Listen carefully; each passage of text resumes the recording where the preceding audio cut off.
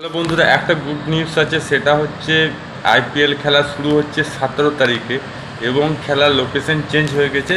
সম্ভবত দক্ষিণ ভারতের দিকে খেলা ম্যাচগুলো হবে। সব কিছু নিরাপত্তা ভেবে এই ডিসিশন নিয়েছে বিসিসিআই।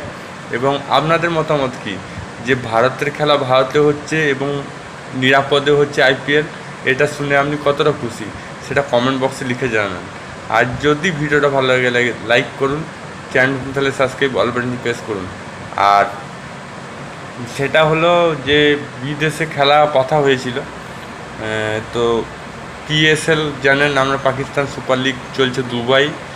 আর ভারতের খেলা, যেহেতু ভারত একটা বিশাল বড় দেশ এবং বিশাল বড় একটা ম্যাচ, হ্যাঁ, আর ভারতে অনেক গ্রাউন্ড আছে, সেটা মাথায় রেখে ভারতবর্ষে খেলাটা শুরু হচ্ছে। দক্ষিণ ভারতের দিকে সব ম্যাচগুলোই হবে আইপিএলে, বাকি ম্যাচগুলো 17 তারিখ থেকে শুরু হবে।